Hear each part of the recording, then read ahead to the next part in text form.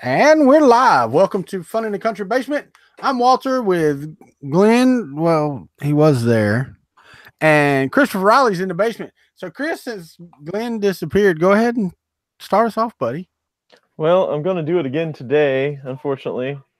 And I really got to stop doing that. Hello, I am Chris Riley in the basement, where I will be for the rest of my life.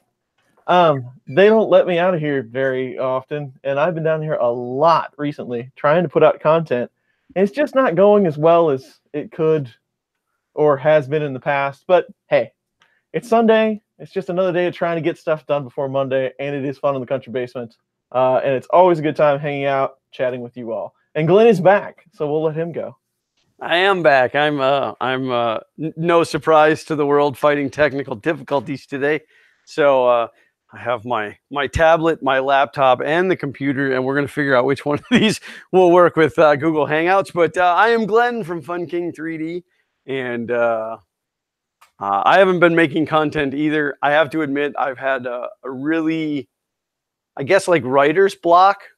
You know, I'm kind of in a slump right now where I think, oh, I should make a video about this, and then I just don't. So I am going to I'm going to get over that, and I'm going to start creating some more content here fairly soon. And I have to get the FK1 back going because we're coming up on Murph really, really, really fast. So, and it's going to be here before we know it. And we have one maker fair in between. We've got the Gainesville Mini Maker Fair in February that we're going to. So, yeah. So happy to be here. I'm gonna run down the chat. I'm Walter. I'm the country part of this Fun in the Country Basement, but I'm gonna run down the chat. Bill D, Bo, Scalda, Carl, TK, Sean Gould, 3D Printing Llama, Thomas is here, Alan Moritz, welcome. Let me go on down. Robert Reynolds, Jake from State Farm, Matt's in the house trolling for dollars, 3DP Iceland, Alien 3D. I think that's it. Is that it? Am I done? Yeah, that's Hawks in the house. Good evening. All right, and Tristan, sorry, Nuru, Matt Johnson, I see y'all. I wasn't scrolled down far enough. My bad. All right, I do want to say that the original technical difficulty was my fault. I was trying to get everything set up, and I guess in dragging my mouse, I hit the start broadcast button like an idiot. So for those of y'all, the 50 some odd people that decided to tune into our video to begin with, thank you for that. Appreciate it. But we have a new one. What's up, Aaron Seeger? And since they talked about content, I do want to say really quickly, I haven't done any this entire week, but I did shoot some video. So I'm going to try right now to cut back to the Fun in the Country Basement on Sunday and one other stream during the week until I get the fifth wheel up and running, because I need to work in the afternoons when I come home, and this streaming every day live just really doesn't give me any time to get that studio up and running. So I will be shooting video and trying to release a video every week of my progress on that endeavor. So there we go. All right, cool. Tristan says I need to get out of the basement and get some sun. Boy, you ain't lying. They make sun lamps. Stay your ass in the basement. Yes. We got plenty of sun here in Florida. Come visit, Chris. Yeah, I need to. I need a vacation from YouTube. I'm telling you, Chris doesn't understand. I'm going to buy him a plane ticket to fly to Tallahassee and ride with me to Murph. Well, I finally got over my Murph procrastination and booked my hotel room. So, because I don't know, I wasn't putting it off for any particular reason. It was like I would think to myself, I got to book my hotel room, and then I'd forget, and then somebody would be like, "Oh, the hotel's all full. You can't get in anymore." And I'm like, "Crap!" And I went. There were still rooms, but for whatever reason, I hadn't booked it yet. So I did finally book it. Yeah, I guess I need to get on and pay for mine, even though it's already booked. I guess I need to get on and pay for it. And Chris, you already got yours too, right? You're at the Hampton? Yes, yes. All right. So yeah, I need to just go ahead and pay for mine. But I'm serious about you flying down here though, dude. Really. Hello. I'm really serious about that. Then you just have to get you a ticket from where Chicago? Is that Probably where Chicago, yeah. Yep. Oh, that sucks. Wait, you're in Missouri? Yep. I guess I could just take an extra day and drive back through Missouri. It's only 9 more hours. What? It's actually, but it's not though. You're in Kansas City, Missouri, right? Yeah. All right, so it's not actually 9 more hours. It's 9 hours to there, and then I have to drive home. But it's just taking a 4 or 5 hour detour for me. There you go. It doesn't add 9 hours to my total trip, I don't think. But it might. It really might, because it was from where I lived in Arkansas. It was, if you drove it straight through with no stops, it was about 13 and a half hours. Yeah, and Bentonville's about 6 hours from me, maybe 5.5. So. Oh, okay. So yeah, it probably will add friggin' 9 hours to my damn trip. It probably will. But that's okay. It would be worth it to ride with the Chris Riley. Yeah. It's not that great. Hey man, no farting in the truck. Yeah, no kidding. All right. Depends on how often I get lost. I don't get lost, man. They got this thing called GPS. It works really freaking good. Hey, no, just live stream while I work on the fifth wheel. Yeah, that won't work. Yeah. No, before I got on the stream, occasionally, so I tried to get away from OBS cam, right, because of all the issues we've been having. So I did straight Hangout. Well, Hangout doesn't want to pick the right camera, and it only gives you one option. So there's no way to cycle through them all. So yeah, if they're the same camera, like I have two Right. 920s, it Right. can't figure that out. I know. It's ridiculous. So that was the hang up for today. I just need to get rid of computers altogether and just do camera SD card and audio SD card and forget it. Yeah, but then your live streams you wouldn't be able to do. Yeah, I know.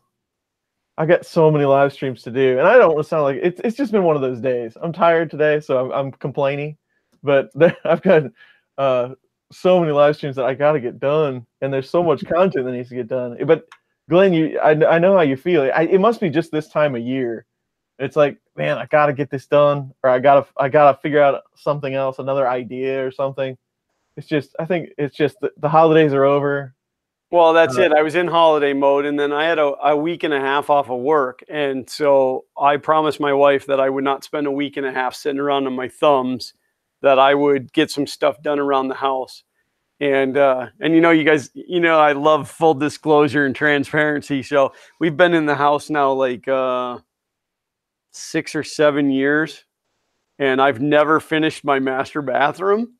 So I started tiling the shower a year and a half ago, and then got sidetracked with a project for my sister. And so I got in there and started tiling the bathroom. So that's 5 solid days of tiling that shower, because it's a big shower and it's really intricate, and there's all these weird cuts, and so now I'm just to the point where I have to grout. But it's like, I'm just so tired. And then I had to start taking Christmas lights down yesterday. Now wait, Uncle Ron says greetings from the island of Grenada. What's he doing in Grenada? He's on a cruise. Oh, that's why he was here. He came here to go on a cruise with his family. I got you. So yeah, he's off gallivanting around the planet.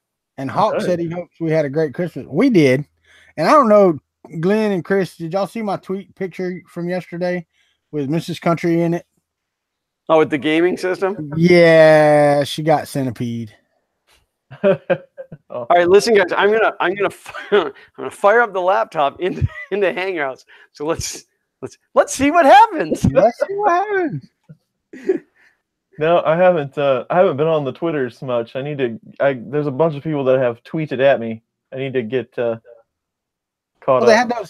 They had those arcade 1-up gaming systems at Walmart. I don't know if you saw them or not, but it was Centipede, Street Fighter Edition. I mean, there was all kinds, right? Pac-Man and Galaxian and Galaga.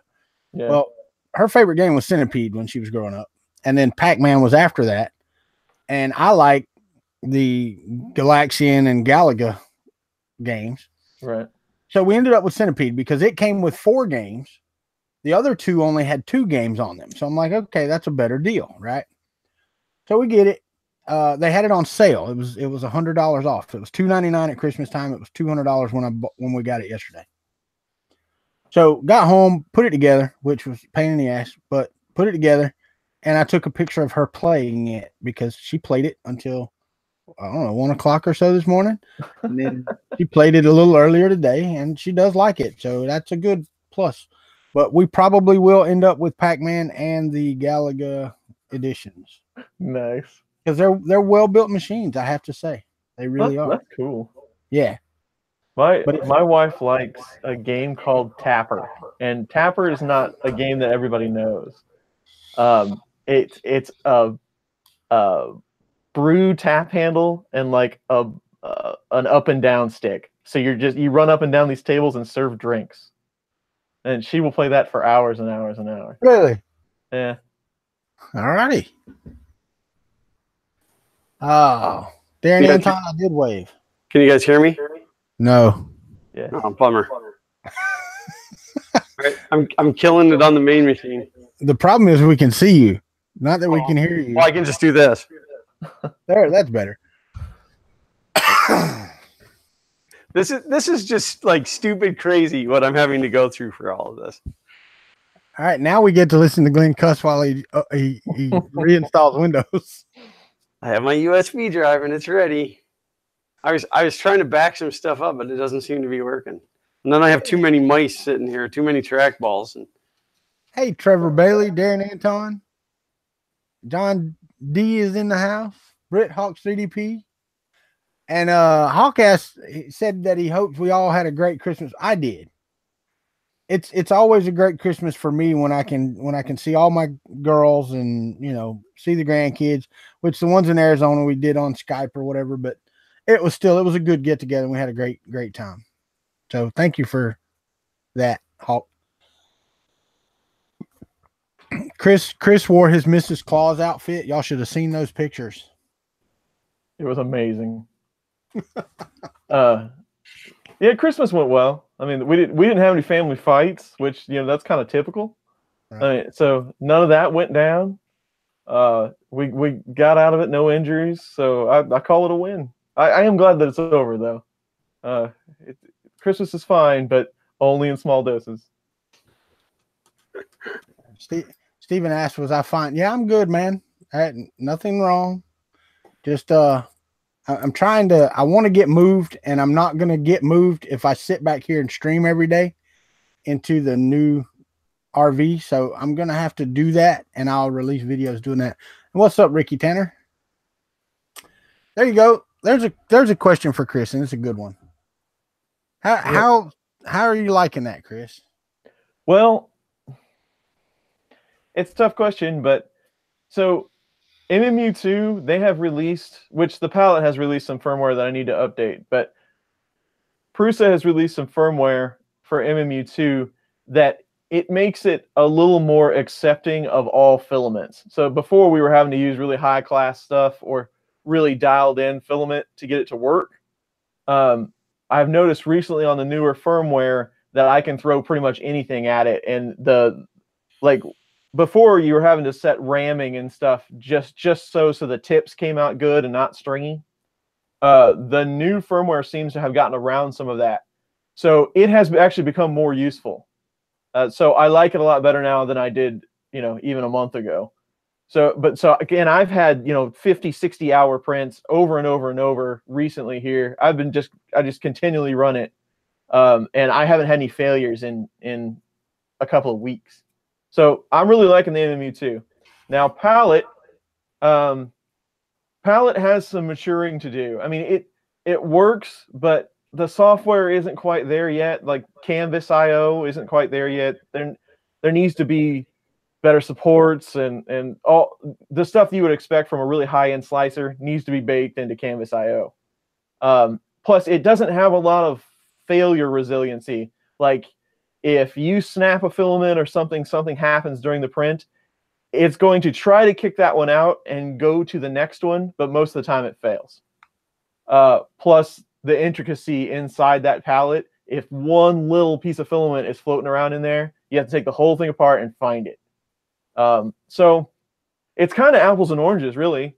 But right now, I like the MMU better. I think it prints better than the palette does. But again, they're working night and day on the palette, so I'm sure it'll get better as we go.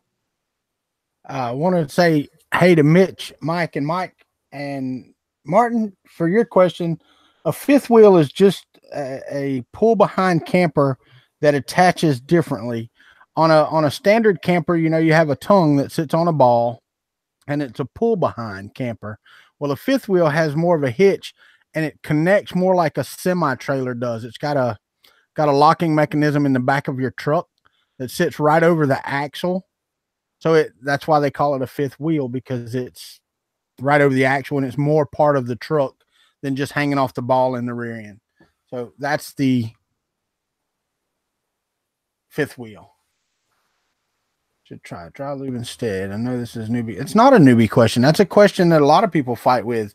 Play Hard 23, and I don't see a problem with it. If you're in a dusty environment, I don't know why powdered graphite or something of that nature wouldn't be a decent lubricant for you to use. Chris, what about you? Glenn, thoughts on that? On lead screws, yeah, I think that would be fine. Yeah, because if you use a wet lubricant in a dusty environment, all it's going to do is get very abrasive. Yeah. Yeah, I would think a graphite powder would do just fine on that. Yeah, something like that, like lead screw where they're constantly preloaded. I would think, yeah, graphite or something like that will work just fine. Yeah. Nuru, you're talking about chrome. I've actually talked to support back and forth. You know, and you know when I'm testing something, I like to get the whole spectrum. How's their support? You know, I like to test out a little bit, see how it goes. So almost everything that I have contacted support just to say I did. But I have been working with support on pallet, although they are crazy busy and kind of slow to respond. They actually suggest, well, if you can't get it like you want it, go to Chroma and try to use your slicer and convert it over. And that's fine. That's a fine solution. But I would really like this ecosystem that they're trying to bring up to become what it should be, right? Sweet. Mitch, I don't foresee me needing very many parts, because it's basically the slide outs no longer work. All the mechanisms were taken out of the slide outs. So I'm going to move it like 200 feet and park it and hook it up as a permanent fixture. So, you know, don't plan on living in it unless, you know, I can use it as my doghouse, I guess, if I get put in a doghouse. So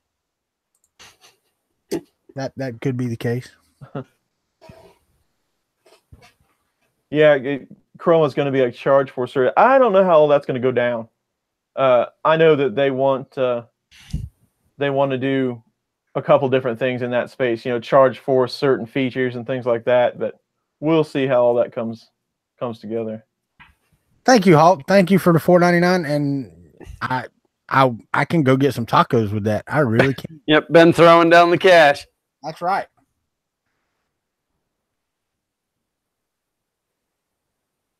I'd like to work in a club close to Ben.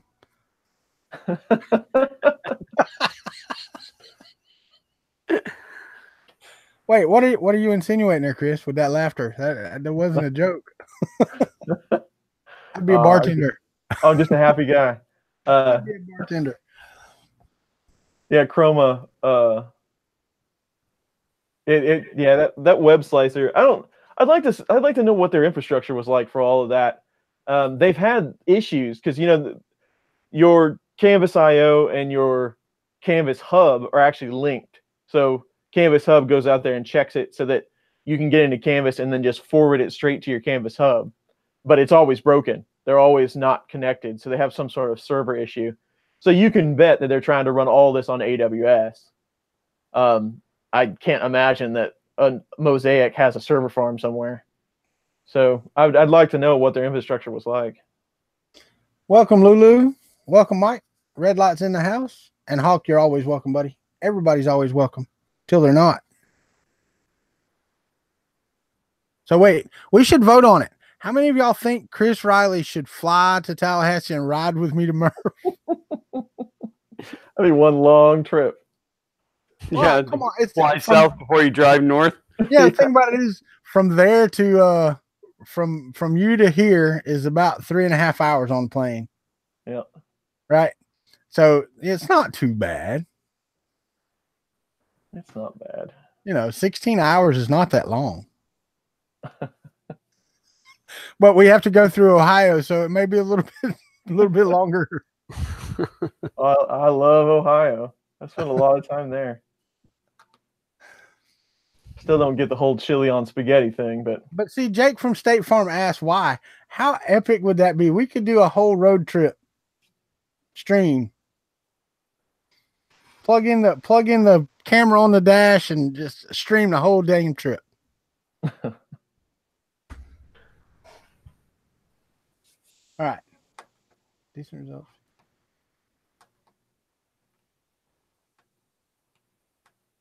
Bo, I didn't take any offense, buddy. I promise.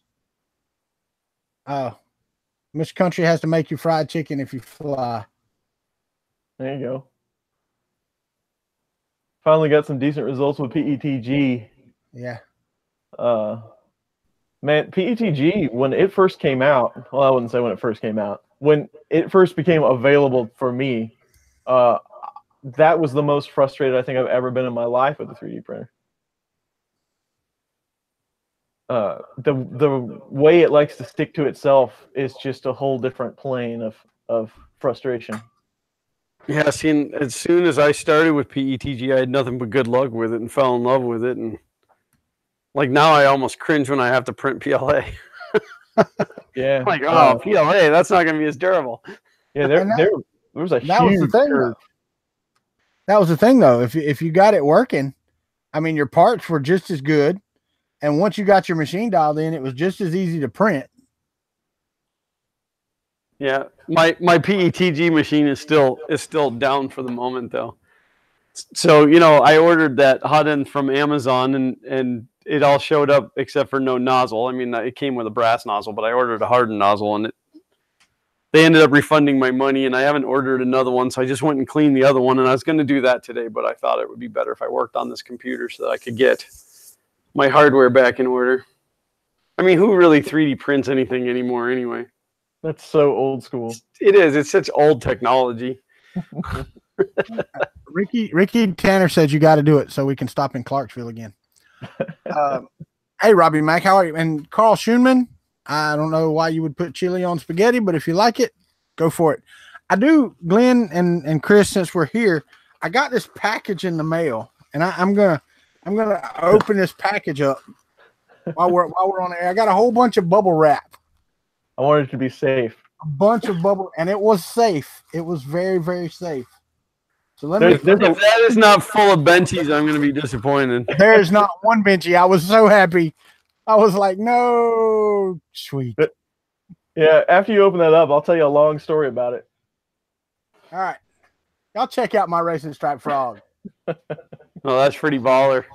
That's friggin' awesome. And this is from Brother Chris. This was from Chris Riley. I don't know what the J stands for yet, but I'll figure that out one day. But this is actually a really good print. What, four colors? Yeah.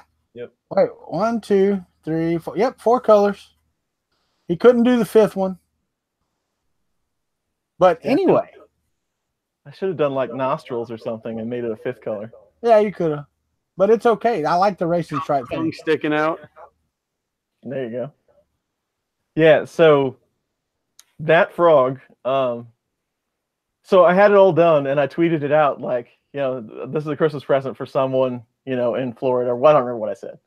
Yeah. And right after that, I was walking through, I was looking around, I was standing right over here, I was looking around trying to find a box, and I dropped it. And I broke one of its feet off. Oh! And then I'm like, oh, no, because that's a really long print, you know, like 30 hours or something. I can imagine. Yeah, and so I'm like, well, I got to print it again, and then like my Fenda probe went out on the MMU, and so then it's me and Shane working through this. I attempted the frog like 9 more times after that, and it just one issue after another. Finally, we got it all sorted out, and I got that print out. But it was that thing finished like the day before Christmas. So I worked on it like a solid month. 3D glooped it back together. I should have, but I wanted it to be pristine. Well, and I did get another piece of mail, and since I haven't been doing mail things, I figure I'll do it now. I do want to say, and he's not here, and I wish he was. I wish Larry Cluster was here because I want to show you guys this because, I've never shown any interest or talked about it or anything else. But Larry apparently owns a precision fly and tackle business. There's the numbers, guys, and you can get in touch with him that way if you like. Right there. Everybody see that? No, I can't quite see it. Can you hold it a little closer to the camera?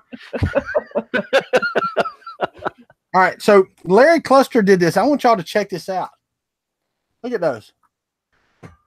Wow. Those are all hand-tied flies. That's awesome.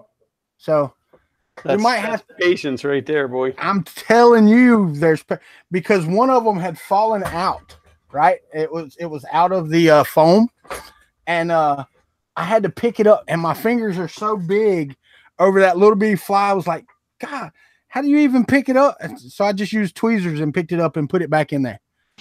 I'm like, that is absolutely crazy. But I wanted to thank Larry, and I do not even own a fly rod, but I might just have to go out and get one and try some brim fishing with some of these because these look pretty friggin' awesome. That's cool. But thank you, Larry Cluster, if you get around to seeing this. And thank you, Chris Riley, for my racing frog. You are very welcome. It is, well, I do got a question. You said this was on the Mark III? Yeah. What's the deal with the cooling?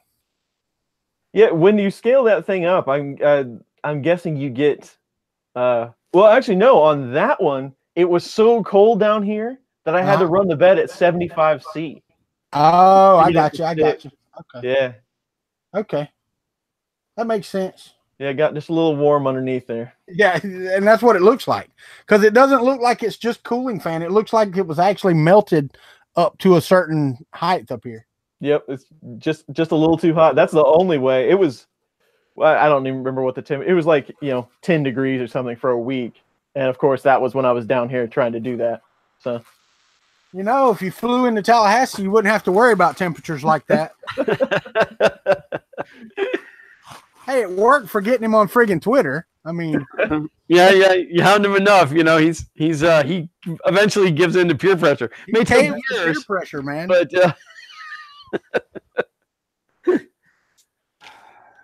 oh,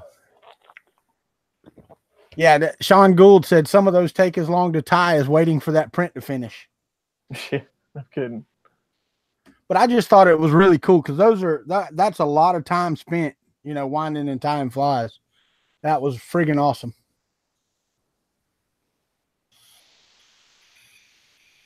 Tony from Casa del Wacos is in the house. Casa del Wacos. Anyway, so Chris, what are you working on today? Because I know what Glenn's doing. He's like trying to reinstall Windows. Yeah, right now I'm patiently watching this thing back up my few files that I have on this machine. Yeah, so this is the remnants. I'm trying to get this video done. And somebody sent this happens to me a lot. It's kind of weird, but somebody sent me an email this morning wanting the information that is in this video that will be out a week from now. So this one was, and this is the same that when I talked to you yesterday, Walter, this is the same thing I've been working on. Slice Engineering has their own high temp thermistor, but it's custom. So they don't even release the model number or whatever to it. It's their deal. Right. But there's no temp table for it. So well, there is a temp table, but there isn't a temp table in the firmware for it. So that's what this one is all about. It's enabling you to use different thermistors inside of firmware. I got you. So they don't release the specs of resistance and all that other stuff that you can put in there. Well, they do. They have a temp table for all that stuff, and there's some light information. The R25 value and B25 value and all that stuff is available, but they don't give you a model number, like who made it. The usual info that you could go look at a site and get. It's something specific for them. So, I'd like to see. I need to talk to one of those guys. I haven't ran it past them yet, but I'm wondering if they already have something submitted to Marlin to go in the next release or something to put that on their table. Yeah, Carl says Duet has a temp table for it, don't they? Yeah, I do not know. I'd have to go look. But I don't know. For Duet though, would that be in the RipRap firmware? I think it'd have to be in RipRap to be able to for Duet to use it. Well, I know that you can set the R values and stuff in the config file for your. You can? Okay. I believe so. Yeah. It may not be in the main config, but I think there's a file for it where you can go in and set the R value, the B value, and all that stuff for your thermistor. Okay. Yeah. No, I have no idea who has the slice engineering thermistor stuff yet, but I noticed a lot of people are starting to get them and wanting to use them. So figured as good a time as any. FT6 box look. Oh man, that FT6. So I got an FT6 in the mail, and it's almost 70 pounds, and it was quite the deal getting it down here. But yeah, it does. It's got a big tear in one of the sides. The box is super thin, but what I'm hoping is it's just aluminum extrusion, like super packed tight with plastic around it, and the box really isn't, all that big of a thing, because it is definitely pretty rough. So we'll see how that turns out. Yeah, it's cute that you bought such a little printer. Yeah. I have a question for you two. Do either one of y'all have a drone? Yes, I do not. Xander does. Chris? No, I do not have a drone. You do not have a drone. Because I'm thinking about getting a new one, and I've got the 3DR Solo, which is a prosumer level platform for cameras. But I've been looking at the Mavic Pro 2. I think, yeah, that's it. And I didn't know if y'all knew anything about them. I don't. No. I don't have time for another hobby. Yeah, no kidding. I almost bought an Xbox One at Christmas time as a family present, and then decided that it was going to suck away every moment of time that I have, and I didn't buy one. Well, there's Sean, James, Paul Cumber, welcome. James, we're still tight, buddy. What do you mean used to be? What happened to us? We used to be tight. It's about time for James to make a guest appearance on here again too, isn't it? I also invited Ben to come in, Hawk 3D Pro. So when's he coming in? I don't know. I'm really bad about that. Oh, so I guess the point that somebody bugs me enough, I'm like, oh yeah.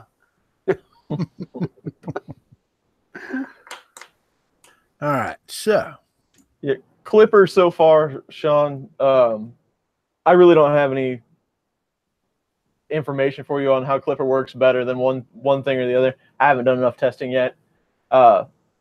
This machine is actually going to have a little slight repair before I can really even tell you if it's better than one or the other.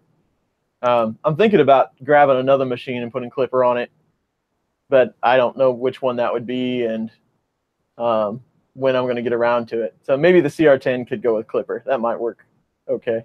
I don't know. But no, I really don't have a lot of information about it yet. Llama, I've had a couple of Hubsan drones, but I'm looking at the Mavic Pro because I can fly it 4.3 miles away from me and still take video. Which is insane. Yeah, and the thing is, I wouldn't do it really over land, and I probably wouldn't fly it 4 miles away anyway. But there's a lot of stuff in the bay that I want to take shots from the shore, and having only about a mile worth of range is a little limiting because of the circle I want to be able to make. So, having a 4.3 mile range is pretty sweet. So the Mavic, and I looked at the Mavic Pro, the Mavic Air. I could get a Mavic Air. It's cheaper. It'll go just as far, but the 4K video on the 1-inch sensor that's on that Mavic Pro 2 is just crazy as far as video goes. James, check your DMs.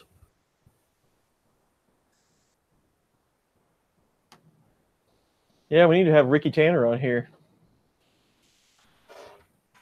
Yeah, we're gonna probably have to come up with some kind of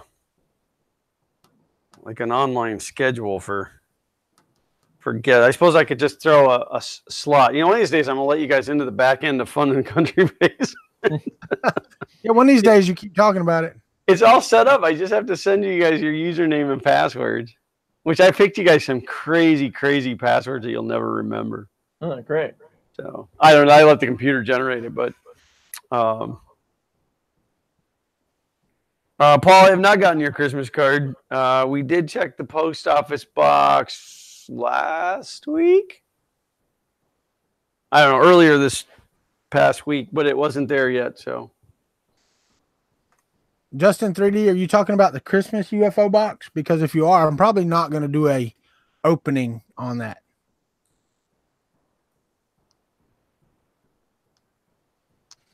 So,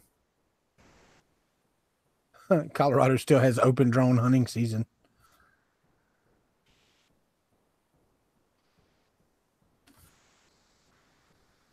All right, everybody got quiet. that's Look because like you're frozen. James DM'd me back, and I just want to make it publicly known that he sucks. Yeah, he does. You know, we still love him, even though he sucks. He's all making a big deal. Oh, today would have been a great day. So I'm like, here's the link. And then he's like, oh, I can't. I look at my phone. I can't do it. Loser. See what happens, James? I got 2 computers, a tablet, and a phone. Oh, well, Justin 3D, if he just shipped them out, I didn't think he was shipping them out yet, but if he is shipping them out, then yes, I will do an unboxing. Yeah, I'll do the unboxing because I promised Josh that I would. How's the weather in Florida? Friggin' hot, man. Come on. What are you talking about? It's 70 degrees here. I don't even know what it is here. I just had to turn the AC on in here. Oh, I always have the AC on. That's. Let me see. Thermostat. I don't want any of that outside air coming in. Yeah, it's 70 degrees outside here as well. So. Yeah, Walter, let me know on that alien box because I am now subscribed and we'll be getting that same box. So after you do yours, I'll do one as well. I'm not going to do one every month, but I am going to do the first one. Dude, it's like I told Josh. A lot of people do them a lot better than I do because I'm like pretty much here. See what you get. This is what it says. Yay! And that's pretty much it. I haven't done any printing of the projects. I hadn't videoed any of that. I hadn't done any of that stuff. You know. Yeah. Yeah. Who's got time for that stuff? Tim Searles, what's up? What are necessary upgrades or improvements to make? Having trouble loading filament. Chris Riley, you're the expert on the MMU2. Oh, on the MMU2. Having troubles loading, like the MMU itself is having troubles pulling it in, or you having trouble feeding it through. There's a handful of things on the MMU that are super critical, and the first one is friction. If you're still on the original spool holders, I definitely urge you to craft something else besides those because they add way too much friction. Make sure that from the front side of the MMU, when you open it up, make sure there's a nice clear path on through those Bowden tubes because, again, the slightest amount of friction, if one smashed just a little bit, it's going to cause you all kinds of headache. And then have you calibrated all 5 extrude or whatever you want to call them, extruders, I guess, all 5 of those for length. That's another big deal. And the last one is filament. You know, your filament, all of it has to be pretty spot on for it to work well.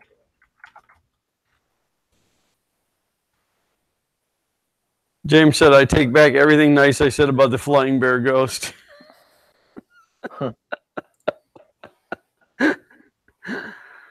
Yeah, can't pull it through. Yeah. Yeah, I just need to address who's that? Tony's Casa del Wacos.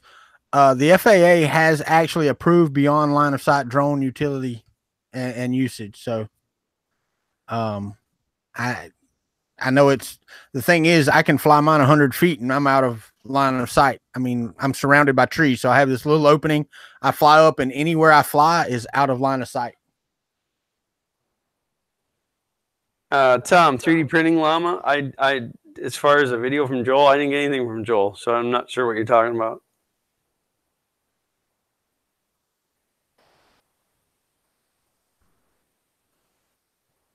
And I'm pretty sure that time-wise now he's pretty busy getting ready to go to CES. I wish I was going to CES.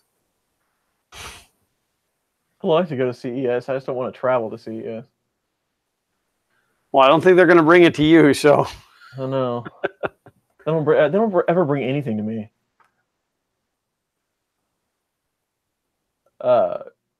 Yeah, Tim, there's so many things. I mean, so what's it doing? Is it you got a misload or something, and then it's parking and waiting for you to mess with it, or are you just printing in error?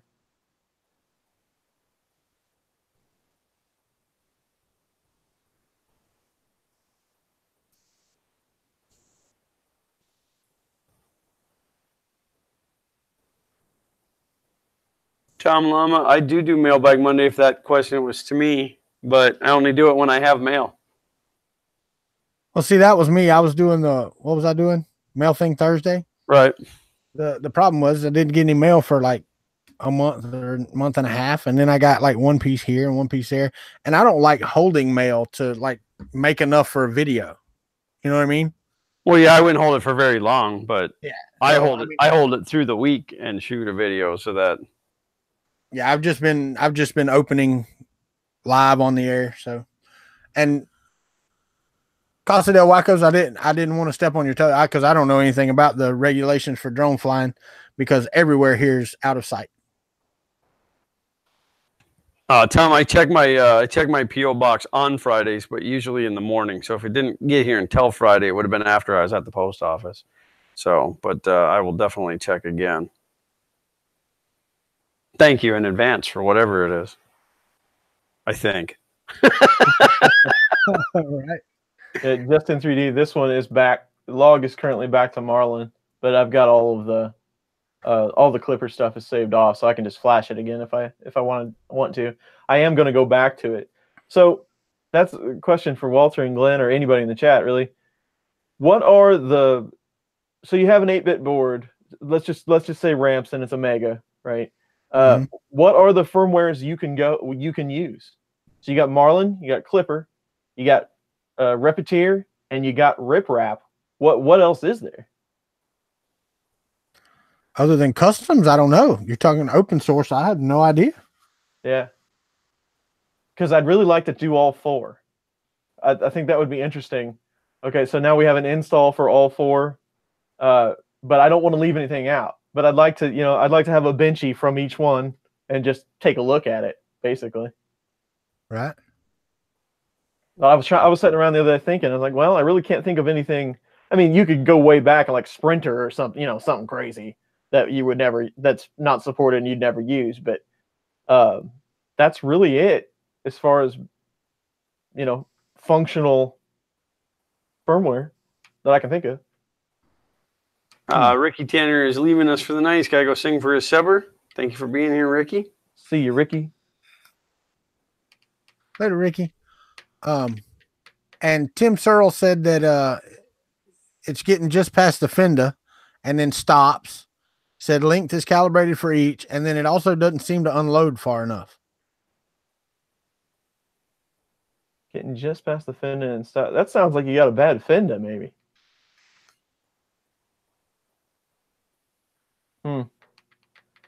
Are you on the 1.3 firmware or whatever, and the newest one?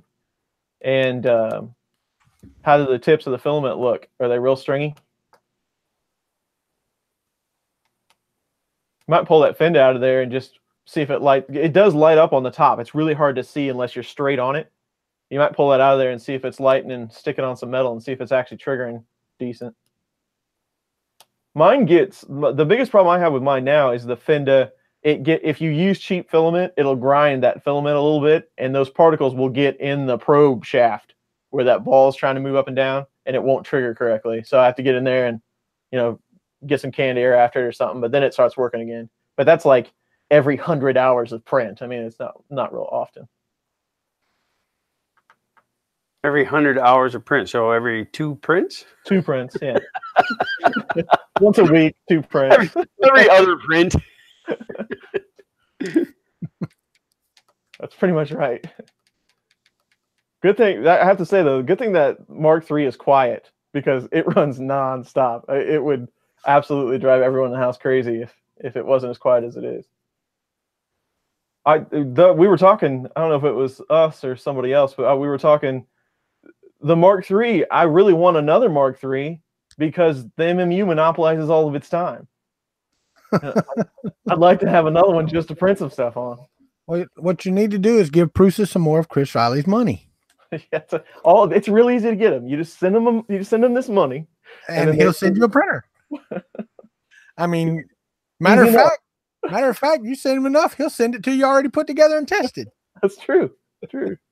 You won't have to do nothing but open the box and hit the print button. Yeah. Have you done a Bear upgrade? I haven't done any upgrades to Prusas because I think Prusas are amazing as is. I don't like to tempt fate, but Chris Warkaki is nuts on Prusas. I don't know if you caught any of his streams yesterday or the day before. He's been streaming quite a bit. But man, he's doing like full-on Bear Prusa builds and stuff. He's going nuts with it. I got a question because I haven't watched that. I saw it pop up yesterday. What is a Bear build of the Prusa? Yeah, well, Bear is like, it's just, they take all the Prusa parts and pretty much they make it aluminum extrusion, like the whole thing. It's just a really, I mean, you'd have to go check it out, but it's just a really stout built Prusa, and they're supposed to be like super, super accurate. So it's basically just like the Harbo was before. Yeah, kind of. They're doing the same kinds of things. I got you. Okay. But Bear's supposed to be able to, print like super fast and I got you. I noticed Bontech had some have dedicated, or I don't want to say proprietary. There's a better word for that, but dedicated design for all of the Prusa machines now. They're about $100. Oh yeah, I'm really considering ordering one. Oh, they're cool, man. Yeah. The Bontech stuff's neat, but you have to pay some money for it. Aaron Seeger, quit getting closer and just click it. Click it. Click it. Bo wants to know if Tim Surlis is using filament that is so bad in quality and the diameter that it screws up things. He's asked him twice, but no reply. So, Tim, what kind of filament are you using, buddy? Yeah, the easiest. It'll be Maker Geeks. The easiest but not the cheapest thing to do is to go grab like 5 rolls of filamentum. And if you're having filament problems, or Prusamin, if you can get a hold of it, you can get a hold of filamentum easier. But that will probably solve a lot of your problems. Prusamin, filamentum, polyalchemy, all of those have just run flawlessly for me, which I haven't had any problems with my 3D Solutech either. So I have to say that. But, I haven't put as much time on it as Chris has. Yeah, Gregor Carroll. Go ahead. No, I had like if you have a filament that's causing problems, you can kind of move it. And I need to do a video on just, hey, this is what I ran into on the MMU. But so all your idlers, are on one plane and they're on a door with 2 springs. So it's kind of floating like this on one rod, right? So if you have a filament that might be questionable, being specific on which idler you put it on, maybe you put it in the center if it's too small, or you make that decision so that door floats in your favor. Because like if you put one that's too small on the first one or the 5th one, it's just not going to push it through at all. But you might be able to sandwich it in the center one and get it to work, depending on what other filaments you have. So you can do it that way. It's not a fix whatsoever. But well, see, Justin 3D, I think that Glenn has been working on the mostly printed CNC about the same length of time as he's been tiling his shower. So maybe one year we will get a video from Glenn on the mostly printed CNC. Maybe. Again, I only started that project as a cover when I was building the FK1, so nobody knew what I was working on. But I do want to finish it. Well, and I actually I want that to be one of my first projects in the 5th wheel, is to get the MPCNC built. Yeah. Well, my issue is right now I don't want to throw money at that. You know, with a Maker Faire and Murph coming up, I got to kind of channel my money towards travel. So I don't know if I'm going to make Earth this year because of them pushing it out so late in the year. Time-wise, it may not work for me, and it may be a situation where I fly up for the weekend just for the show and don't exhibit, which would be kind of sad to go to Earth and not bring the FK1, but that's what I got to do. Yeah, I don't know if I'm going to make it to the Gainesville Maker Faire this year or not. Well, that's because you're flaky. I kind of expected that. I know. Well, you know, February, there's 3 that I was going to shoot for. Jacksonville, Palm Bay, and Gainesville. And I just kind of had to make the decision. They're all minis, so they're all just Saturdays, but I kind of had to make the decision that wasn't going to happen. Yeah, I'm after Christmas and this trip to Ireland, I'm going to have to save all my pennies to go to Murph. So, does anybody else get a lot of anxiety right before they format out a computer because you just know that there's something you didn't back up that you're going to need? No, because I run a full backup before I do it. So no, I ain't got time for that.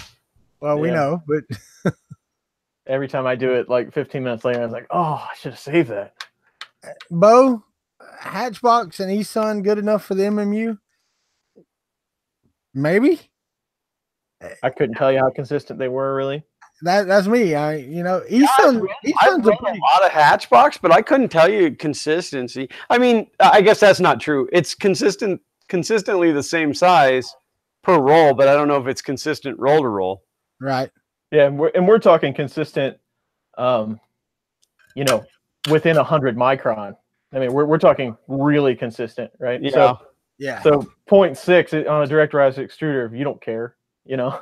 If you're going for 175 and you have 1.6 or 1.8, doesn't matter.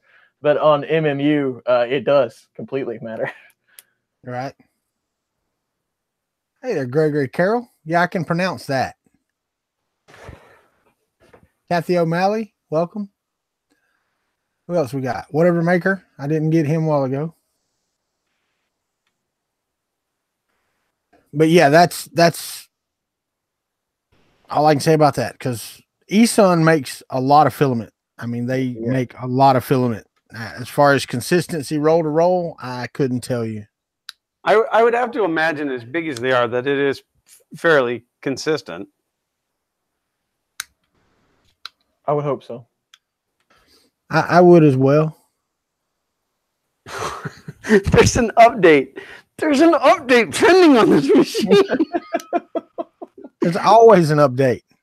You know, I'm just going to shut it off because I don't care. It's going to need that update as soon as I format it and reinstall everything anyway. What's up, Scott? Hack Monkey's in the house. Alternate James is here. Hello, James. Yes, he is. Sonic. Did you want to upgrade just to format the hard drive? You're already an hour in. You ain't even got to formatting yet. What's wrong with you? I was having to back stuff up. Did you watch the cell phone video this morning? The Etch-a-Sketch? Did you watch the cell phone Etch-a-Sketch video from this morning? No, I haven't. I did watch that. Yeah. That guy comes up with some crazy stuff, you know. Oh, yeah, he does. And he comes up with the best stuff because there's really no reason. Why did you do that? You know, it's just because it was cool. That's why. but so he said, hey, I'm getting ready to release this thing. Do you want to try to print the parts and tell me if the directions make sense? I'm like, sure, no problem. So I printed it out and I got it all lined up. I had a few issues here and there, but you know, I just worked with him a little while on it. Not a big thing. And he's like, hey, you should just go ahead and make one. I'll send you the rest of the parts. And I'm like, okay. So I put one together, and that thing is one of the most frustrating things to try to actually do anything on. Well, but I mean, so is an Etch-a-Sketch. Well, exactly. And I was like, now I realize why I really hate these things. I was digging through some stuff out in my detached garage and found an old Etch-a-Sketch, one of the mini ones, and I gave it to Zach, who immediately put his tablet down to play with this Etch-a-Sketch. Like he was mesmerized by it. It was amazing. And so then he's drawing it and he goes, well, how do I erase this line? And I said, well, you do like this. And then he's like, but now it's all gone. I'm like, well, that's your choice, bud. All or nothing. Yeah. Well, and that's the first thing I thought of is like, okay, we're just using this generic drawing app, but they really need to make an app that you can shake it and it'll disappear. That would be awesome. Maybe Walter can work on that. There you go. What am I working on? An Etch-a-Sketch app where you can shake the phone and make it disappear. It's funny, when I worked in Best Buy Mobile, people would come in and they'd be like, my phone is frozen. I'd take it and I go, well, did you try this?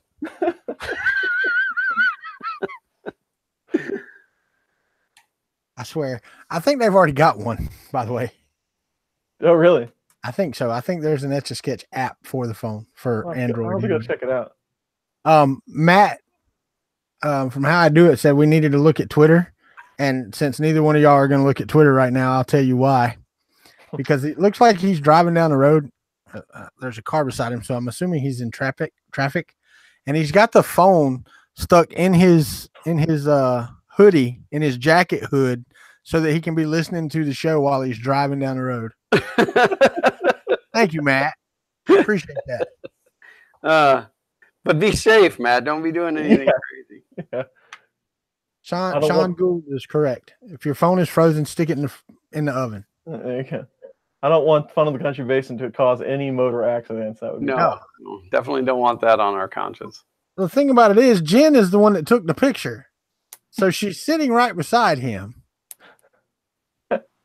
She's got her own stuff to do. I know. While they're driving down the road. I got a question for you two. Do y'all ever watch like the stupid videos on YouTube? Very rarely. Really? Yeah. I usually block all that crap. No, I do it. I put one on and just let it roll until my brain is completely cleansed of any thought process whatsoever. Till my brain is just dulled. Like, who are we talking about? Like anything, any stupid like fail army or just for laughs or gags or any of those channels that just have bunches of videos. They're just dumb. Yeah, no, there's a couple of 3D printing channels I use for that. There's a country something one that I do. You know, that sucker can't talk very well. He just drones on and on and on, puts me right to sleep. And see, Tristan beat you to it. He said, yeah, I watch Country 3D a lot. You say, Scott Wilkerson said, stupider than this. That's a low blow, Scott. Right? Wait, I'm banning his ass. Hold on. I got a hammer for Scott. Carl Schumann, what is that video? I don't know what that is. Let me see. Carl said, so Glenn blocked me? No, I only subscribe to either 3D printing or very much like related to, like Lars Christensen's Fusion 360 videos, because that ties back in. But otherwise, I try to keep my YouTube very clean. All right. That video that Carl Schumann put out was for the mostly printed CNC. Yeah, I think we've all seen those. We just we need to do it. Yeah, well, I definitely want to build one because I want a CNC machine. Yeah, see, there needs to be a mostly printed lathe, metal cutting lathe. I'd really like to have a lathe, but I can't afford one. I don't know how well that would work. I don't know either. Well, how well is a mostly printed CNC machine? Pretty good. So you never know. Mostly 3D printed lathe turns into a mostly exploded thing. Right. Mostly dead operator. And you could make a wood lathe, and you lay your chisel on it, and the first thing it does is go through the PLA instead of the wood.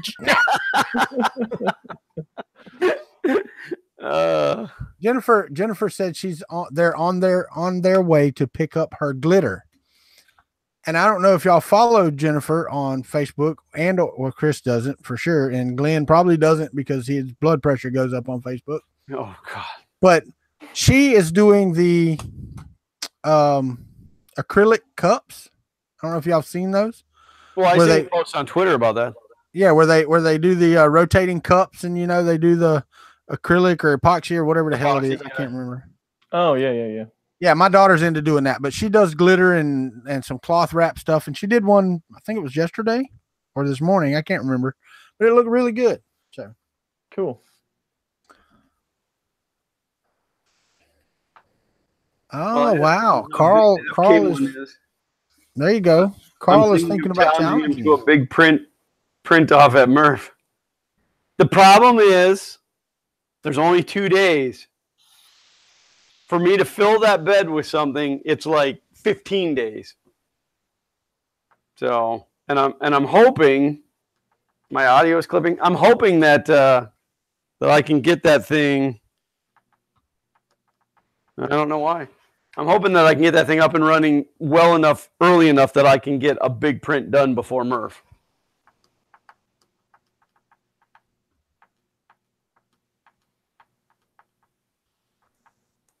Made a great Halloween costume. Yeah, right. Is my audio clipping to you guys? It's like the gain is up too high. Yeah, it's a little hot, but not terrible. Yeah, not terrible. You could print a Banshee. Oh wait, that's Chris. Right? How about this? Is this better? Yes. Yes. The power of having a mixer. Now I'm jealous. Because you don't have a mixer? I don't have a mixer. Your wife might have one in the kitchen. Well, we do. We have a nightstand mixer. There you go. Just bring it in. My Okay. wife doesn't. My wife doesn't know how to use it, but I have a nightstand mixer. No, that thing wasn't. It was only like, I don't know, maybe $80. It wasn't horribly expensive. So I was worried that it wasn't going to work that well, but it's just Glenn's voice that's the issue. Well, Sean actually got it right. There's too much light reflecting off your head. Yeah. Yeah. This computer, I don't really have any camera control, so you get But what you get.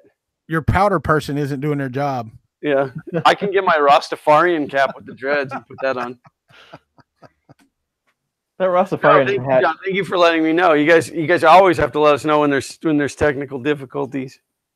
Yes, that's a big help because we have no clue. No, we don't. We don't know what we're doing. No, that's for sure. Y'all are meaner than me. Christopher Zewicki's in the house. Oh, let's see here. John said Xander's audio is clipping. And Carl Schoenman, I looked at that video again. That was not this old Tony adding stepper motors to an Etch-a-Sketch. That was a DIY CNC machine, is what the title said. I didn't watch the video, of course, because I'm streaming.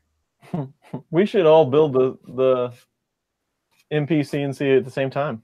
Yeah, Glenn's already like a step ahead. Yeah, well, I'm like a half a bag. I don't even know where it is. I'm like a half a bag of parts. I started printing it when Sean from IC3D gave me that initial roll of PETG. Back when I was super special and none of y'all could get it. Mm-hmm. So that's everything except for the part that holds the spindle. That's the only parts that I haven't printed yet. So, but that's the MPCNC. And then, of course, the pipe, but that's not a big deal. Yeah. Well, with your hat, I'd be careful saying anything about a pipe. I'm on. You're just jealous of my glorious dreadlocks. Dude, But here's the accent, the rest of the stream to go with the hat. The Jamaican accent is one that I'm not really good at. And I can do a Scottish accent, but not on cue. It just kind of happens. Yeah. And then lately, Xander and I have been screwing around because we were in Target and there was a big sign that said like this way to the Wonder Shop. And so we started going, we're going to the Wonder Shop. The Wonder Shop here at Target. It's wonderful. And I don't know. That's just been carrying on now. All right. Michael Fox says he is new to this channel and to 3D. So tell him something smart for a newbie. Okay. I've got 2 words for Michael Fox. and you can learn everything that you need to know about 3D printing. Those 2 words are Chris Riley. Well, here's my thought. Okay, so here's Michael Fox, brand new to this channel into 3D printing, and he comes in on one of these streams. I know, right? And he comes in on this stream with you wearing a dreadlock hat. May heaven have mercy on your soul, brother. Oh, Lord of mercy. tell me something smart for a newbie. Don't buy cheap filament. I mean, you don't have to buy super expensive filament, but don't buy the super cheap stuff because it's going to cause you grief. Get good at printing first, and then you can start experimenting with cheap filament. Hide your wallet. I like that tip right. most of all. I like it. Everybody's doing exactly what I started to. I just dropped it to 2 words. My bad. I'm sorry, the Chris Riley. I will. That has really caught on, Walter. I know, right? Carl Brown said, I won't tell him how tall the FK1 is. He must be afraid of the White Knight. I don't remember you ever asking me how tall the FK1 is. It's about this tall. It is 475 millimeter currently. But really, for Michael Fox, guys, for something. Okay, let's get serious. Yeah, let's get serious for a minute. Because one thing that I would suggest is to stay away from Facebook groups. I would agree with that. Because they're assholes. Yeah, but that's my philosophy in life. That's not even a 3D printing. Well, no, I get that. But I'm just saying, because a lot of people, first place they go is either YouTube, which is good, or Facebook groups, which is not so good. Some of them you get really good information on, but I cannot sit here and list the ones that you get good information on, because I mean, you know, it's really stupid. I mean, the thing is the Facebook groups are a lot like the internet in general. There's 90% garbage and 10% useful information, and unfortunately, you're the one that has to filter out what that 10% is. I can't see what that is. You can't see what that is? Well, I'm showing somebody. Oh, I'm hoping he can see it. It's a little blurry. Okay. Can you see that? You can see that, right? There you go. But yeah, no, I mean, if you're looking for a community to hang out in, the Twitter community is the place to be. It is. Not to say that those same people don't hang out on Facebook, but it's like the riff. I don't know if I want to say that. The riffraff doesn't come to the Twitter side. Well, the thing is, though, the Twitter side is more self-regulated than the Facebook side. Yeah. I mean, really and truthfully, because if you're, I mean, and you can see this from just this past year. I mean, if you're an ass on Twitter in the 3D printing community, you eventually get pushed out. Oh, not eventually. It happens pretty quickly. Well, you understand what I'm saying, though, because one, you can give bad information and not everybody see it. But once people start complaining about it, then people see it and you're pushed out. In Facebook, they just say, don't do that. But they still do it. And it's stupid. So, but yeah, I mean, you know, you can get those top 13 things you need to do when you 3D print and all this other stuff. Learn your machine, learn its quirks, figure it out before you move on. How new to 3D printing are you? Yeah, do you have a 3D printer yet? Because that helps us tremendously. Yeah, that's a big step. There must be like flux on this table. I keep running into something that's really gross. I was trying to figure out why that held that, but it's because he said dick. Yeah. I don't know what you did on that table, Chris. All right, hey, I'm getting bad under extrusion. Did you check your bed? Yeah, there you go. That's exactly right. Yeah, I'm getting jams on my spool holder. Well, that's because your bed's out of level. Yeah. You need to put a MOSFET on it. Yeah, oh God. My favorite people are the ones. So I occasionally do some 3D printing, you know, as both of you know. But I love the people that jump right in. Oh, that's terrible. Why are you using that? That's terrible. You're stupid. That's my favorite person of all. Yeah. Like, well, I am because I am, and well, goodbye. I have to say that's pretty much everywhere except for when it comes to eating tofu. Because that rule on eating tofu, the way you eat tofu is throw that away and eat something else. Hey guys, so I just had a new development on this. This computer just shut off. In the middle of upgrading? Oh, no. Okay, never mind. I guess it's updating drivers in the background. Yeah, it's upgrading your display drivers. Whew. Yeah, that's a good one too, Jake, because somebody comes in and says, hey, I'm new and I'm not getting real good, whatever. And they're like, okay, up the amperage on your stepper motors. And you're like, okay. Well, no, it's really fun when they're like, oh, I'm having problem A and I can't seem to get it. And so somebody chimes in because they had problem F and they're like, well, you need to do this because that's what fixed my problem. It's like suddenly that's the fix to everything. And it's like, it's not even related.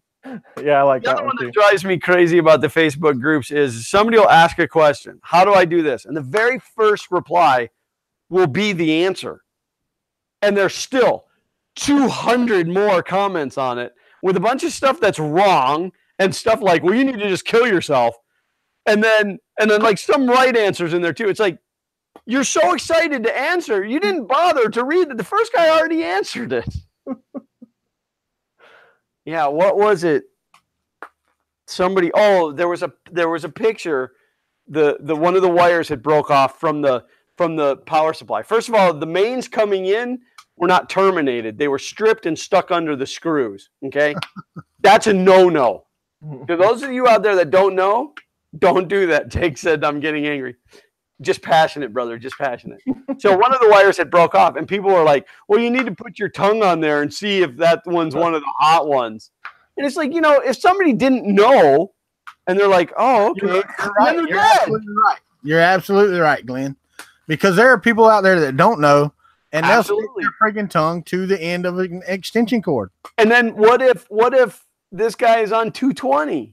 110 is going to mess you up, but 220, you're not getting up. Nimrods. I'm sorry, guys. I found some bubble wrap. Just tell people to watch Chris Riley. Yeah. Well, and somebody said, whatever I do is textbook. That is not the case. If I don't know what the textbook is, or if there would be one, I would say Tom was textbook probably. No, Chris. Here's the thing, though. The reason that he says that, and I know from talking to you about how you do videos, right? And from doing videos myself, I understand that it's not textbook. Yeah. But by the time you explain it to everybody, it's textbook. By the time your video comes out and you've edited it and put it together and scripted it the way that you do, it's textbook. I mean, it's step by step. This is how you do it. Yeah, it's not that you do things by the book, Chris. Right. You're the one that's creating the book. Yes. Yeah, well, I could see that, I guess. And I think what I'm going to do is I'm going to transcribe all of your videos and take pictures from them, and then I'm going to publish it under my name and become the A1 source to go to. There's been a lot of people publishing my stuff under their name lately. That's been really interesting. Yeah, I'm not going to publish your videos back to the internet, man. I'm just going to take screen grabs and pretty much word for word your content into a book and then sell that book. That'd be the smart thing to do.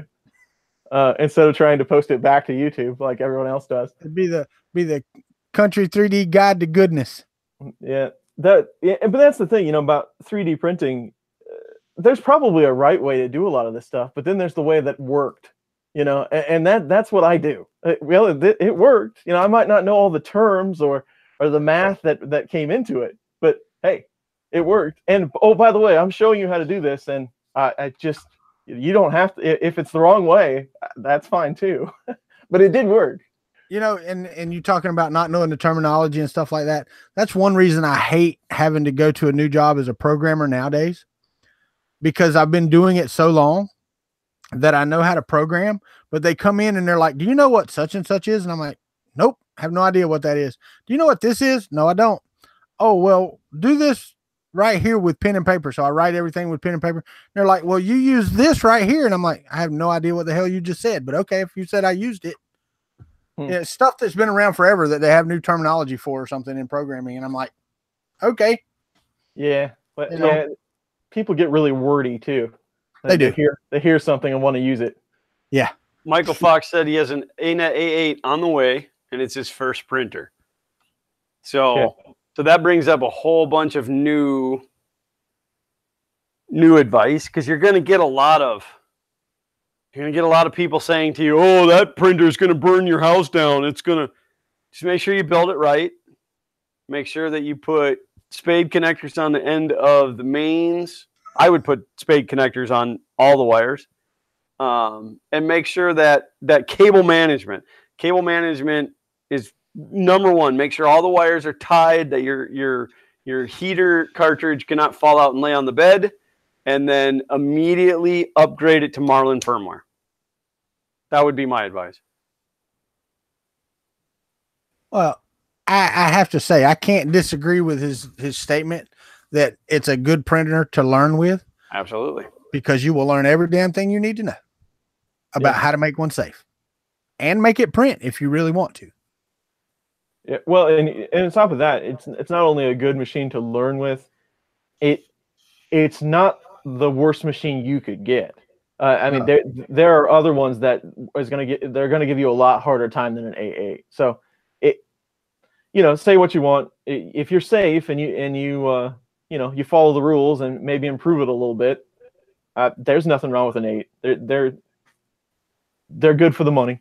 No, I absolutely love mine. It's my second in line go-to printer. I mean, it's the Prusa first and my now AM8, which it's still the A8. It just has the aluminum frame. I started printing frame strengtheners for it. The thing is, when I got my ANET A8, the first thing I did was print frame stiffeners. Right, of course. And a new fan nozzle, so it would print better. Wind mouth. Yeah. And then I put a MOSFET on it. And that was pretty much all of my upgrades to begin with. For the first 5 months I had that printer. So. Yeah, well, I don't know. I think I only ran mine about 3 months before I tore it all down to upgrade it to the AM8. But now it has all the wiring has been replaced to silicon wire. It runs MOSFETs for both the hot end and the bed, which people are like, oh, you don't need it for the hot end. I didn't care. They came in a 2-pack. Better power supply. I upped the power supply by 10 amps because the stock power supply is right at the limit. Yeah, I don't know, but it's a great. I mean, I'm still running the factory hot end on that thing, and it just cranks out magnificent prints. I did change the hot end fan over to a Noctura though, so it's a little quieter. Bo, I don't know. Chris, do you have a Honey printer? I think he means Hooney. Oh, okay. Yeah, no. If you're talking about the one that Maker's Muse did, no, you don't want that. No, that's just. Steven asked about spool holders. Steven, most of the time I just hook it on something on the ceiling and let it go. But I like the 3D printed one that comes in 3 parts with different barrel sizes. I like that one. But Steven actually had something on Twitter that was a rollback deal. For the MMU, it would bring the filament back in.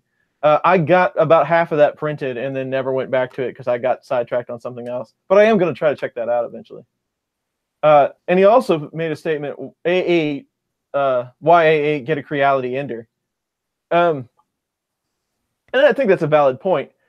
But to me, and you guys might have the same different opinion, to me, the A8 is more rep-rap.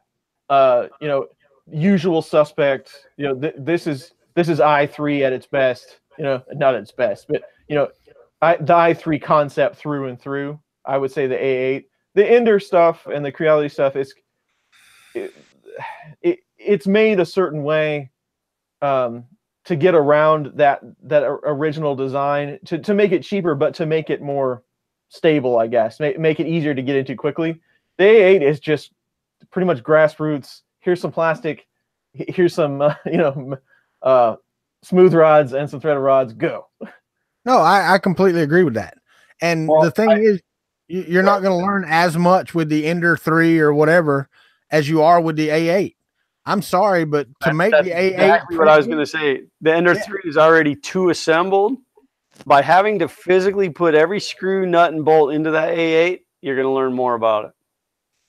I mean, you're going to understand the way that it functions by having to actually build it. So then when something goes wrong, you have the knowledge to fix it. And once you know one, then you can figure out all the rest of them. Yeah, no, and that's the cool thing about the A8, because if you have print problems, you have to figure them out. I mean, it's that simple. I mean, the Ender 3, what, Chris, you had some problems with extrusion on yours, right? Something like that. Yeah, it has a few different things that it does. But it's just luck of the draw, I think, on those machines. Yeah. Especially there's like 90% pre-built or whatever you want to call them. Those types of machines, CR10s, E10s, E12s, Enders, all that stuff. The iterations that they do are so quick, and the QC leaves something to be desired. Now, with an A8, it's such a kit. It is an actual kit. I mean, I wouldn't say the QC was going to be better on things like smooth rods and straightness of Z rods or anything like that, or extruders, but because they're all the same and they're all kits, I think you have a better shot at this A8 being a lot like this A8. Yeah. Well, and somebody said get a Prusa kit, and then Brian Baker said the Ender 3 still has more assembly requirements than the CR10, but you can't complain that it just works out of the box. And I'm not complaining that it works just out of the box. When I buy a printer now, I want it to work right out of the damn box. But I am so glad that I got the A8 to begin with, because I had to research and learn what everything was, how things went together, how things worked together. If I'd have bought my Mark III first, I put it together according to the great instructions, which weren't even there for the A8. Okay. If I put it together according to those directions correctly, now not with any issues, and then I walk through the software, that printer is going to print 99 times out of 100. And, barring a piece of manufacturing process that got through or something that was wrong. But that's why the A8 is not that bad of a kit. Yes, you have to pay attention, and yes, you have to be mindful, but if you want to learn about 3D printing, I can't say start anywhere else. Now, if you just want to print, yeah, you can start somewhere else. Yep, I agree. There you go, Michael. And you need to walk him through, why you're doing the upgrades that you're doing and what they do. So. Well, that's true. Glenn has mentioned it a few times. Why don't you print anything except parts for your 3D printer? And that's exactly what you're going to get from that A8. No, she asked me, does it print anything else other than parts for itself? Yeah, I've had that same question. But that's exactly what you're going to get with the A8. You're going to put it together. It might not be great, but the culture around it, the people around it creating things, everybody's got something for an A8. I've probably made parts for an A8. I don't even remember. Yeah. But you just keep upgrading, and it's the quest for the perfect print. The thing is, I mean, there's a lot of stuff that you can do to it that does nothing, or there's upgrades out there that actually hurt its performance. But I've told the story a million times that I ordered my Prusa, but because of the back order and I'm impatient, a week later I ordered my A8, built it, had it running and tuned before the Prusa got here. And when I finally built that thing, I was disappointed in the print quality on the Prusa over the A8. That's how well I had that A8 tuned in just like 2 months. So I mean, yeah, you can go a long way. And that was with the acrylic frame. That was before I went to the aluminum frame. So I don't even know why I went to the aluminum frame. I think it was just because I wanted to. I didn't need to. The thing was fantastic. Yeah, Bo, I probably will not be on Maker's Muse's live stream in 34 minutes. I will probably be in there challenging my wife to a game of Centipede. Well, it's only 2:27 in the afternoon. I guess my clock's wrong now. Yeah. I'm pretty sure that it automatically goes to Pacific time. Yeah. Seeing how that's what most of the US uses is Pacific time. Oh wait, no they don't. Yeah. That just happens to be where Microsoft is. Right.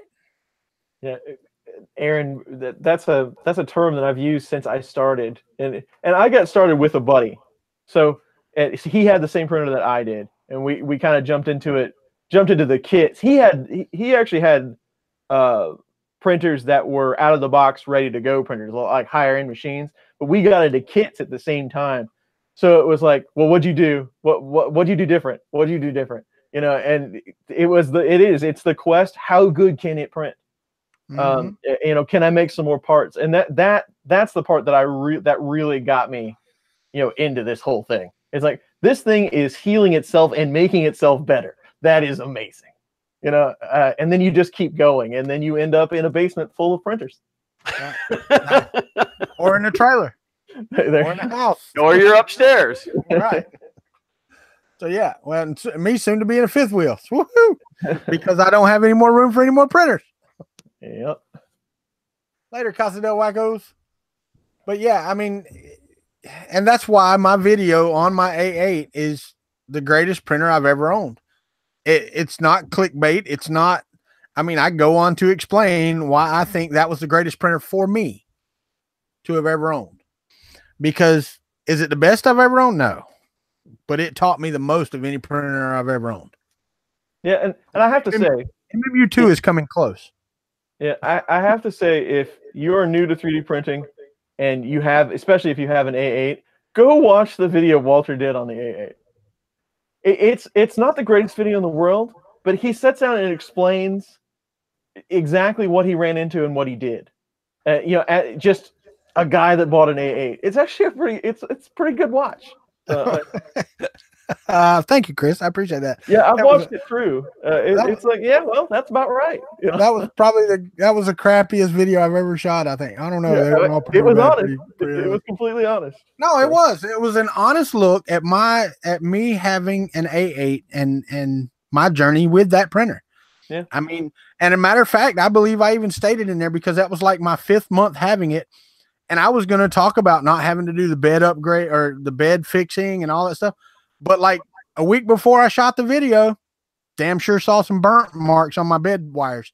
So I had to go through and do that. So I talked about all of that. So, you know. Yep. But it was a good time. I mean, I enjoyed it. I really did. I mean, don't get me wrong. I enjoy building all the kits. But, and I've said it many times on my Country Time videos, I don't want to tinker anymore. As far as, I don't mind building a machine. And if it's a new machine, I don't mind that. But if I get a kit, I don't want to have to tinker with it to make it work. Yeah. Especially if I'm spending, you know, $600-700 for a printer. That's what aggravated me so much with the TiVo Little Monster, because that thing was going anywhere from $750 to $1,100 on the internet at the time I got it. And it was a piece of junk when I got it. You know? That's what aggravated me about that. That's what aggravates me now about some of these. How's the resin printer going? It's quiet because it's not printing anything.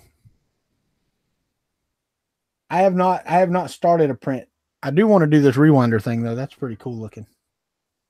Yeah, those are kind of neat. Yeah, I want to try that out. I almost wish that I could go back to that, to, you know, what we're talking about with A8. I almost wish I could go back to that, to specializing, you know, to obsessing over one thing and then moving on. Yeah. Now it's just in and out, you know, okay, it's done. It's over with. And we're just going to, and it's not necessarily just to drive content. I mean, I do need content if I want to stay on YouTube. I get that. But it's not just to drive content. It's to give these machines a fair shake and say, and if somebody asks me, what about this one? I can go, well, here it is. You know? Yeah. Yeah. But I wish maybe I could get a little deeper into something. I was taunting Chris Warkaki last night on his stream a little bit. And I was like, man, it would be nice to just have Prusa printers, because that's all he has right now. He's got 6 or 7 of them or something like that. It would be nice because you would know it so well. Yeah. And you'd have replacements. I mean, you would have so many parts. You know, if you had just multiples of the same machine, that would be excellent. And that's what he's done. I mean, but he's also a beta tester, right? But that's what he's done. He's taken the Prusa and even made it even better. You know, that's craziness. It's awesome. Well, Michael, if you're doing a straight ANET firmware upgrade, there's nothing to it. I mean, really not.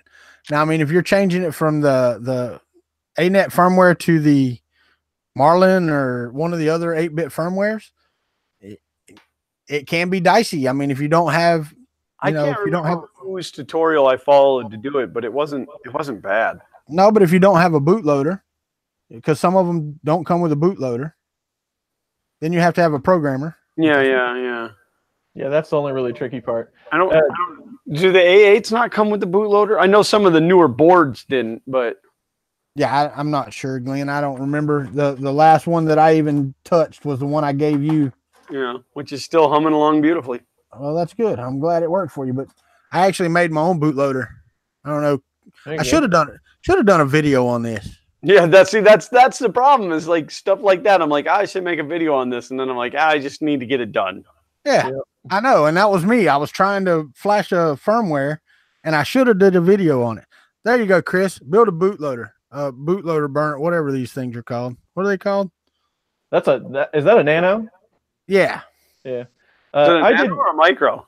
No, it's a nano. Yeah, I did mine with an Uno.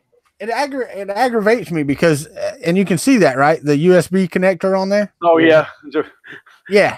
Because I've got 5 of these that I ordered. Right, ordered them both at the same time. I ordered 10 nanos all together. Right, so I have a bunch of these laying around, and 5 of them came with that, and 5 of them came with USB or micro USBs. Half mini and half micro. Yeah, half mini and half micro. I'm like, what the hell? So yeah. Same time, same company. But yeah, I keep this around just in case. I've had to use this 3 times, I think. But it may have been for that board, Glenn, that I gave you, that I bought this, because I bought that as a replacement board for my ANET. Yeah.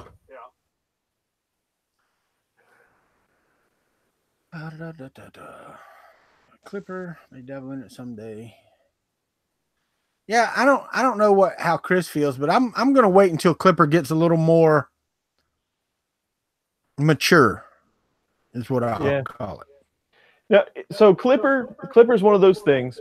If I built a rail core, or if I built a T-bot, or if the hardware, if it had linear rails on it, if the hardware could support these massive amounts of speed, if you really, we'll go to race car back when you were working on cars. If you put your printer on a diet and you you started peeling stuff back, weighing stuff out, making it as light as possible, then go to Clipper, because Clipper's going to be able to run faster. I mean, it really is, ultimately, but not that much faster than something like a Duet. The only thing with Clipper is you can use a board that costs $5 and a Raspberry Pi, right? And get somewhat the same results. But I mean, just for a Cartesian machine, your standard machine, it's not, unless your mechanics are capable of moving that fast, Clipper's not going to really do anything for you as of right now. Chris, I don't hear an echo on Chris's microphone. It happens once in a while. It's Google Hangouts. It's not anything we're doing. It just once in a while freaks out. Yeah, if we get lag anytime at all, it'll start echoing. Chris, why would a slicer generate a raft even when you don't choose to generate one? A specific slicer I use from time to time generates one regardless. Well, that's fun.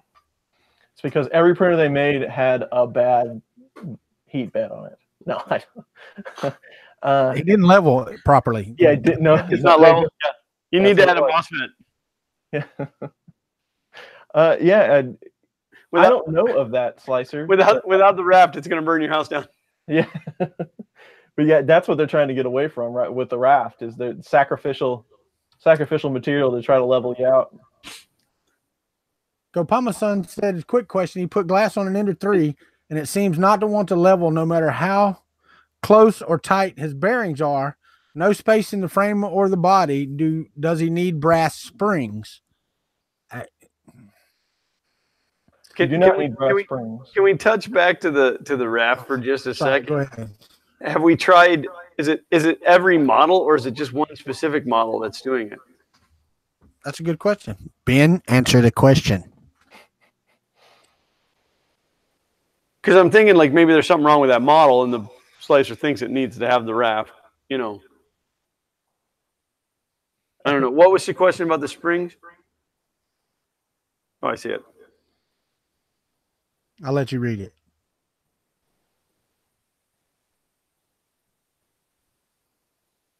I don't see where brass springs would make a difference. Yeah, you have to have springs in there just to allow the bed to be adjustable, but still firm. And if it's not leveling with the glass, it's possible that glass is not flat. And trolling for dollars, you're a jerk. No, I'm just kidding. Yeah, I don't know what he means by brass spring. The first thing that triggered in my brain when he said brass spring was like a spring-loaded Z-nut. I don't know why, but that could be yeah. Which you shouldn't have to have. I mean, they're preloaded unless it was upside down. Which that let's not get into that conversation. Yeah, I'm not quite sure. I have heard a lot of people say though that no matter what on the Ender 3 they can't get it level, and it's all in that cantilever design. There is some slop in those wheels on the other side, and if it depends what cycle you're in. If you're going up or down, you're gonna have to compensate for that, and it's easy to miss.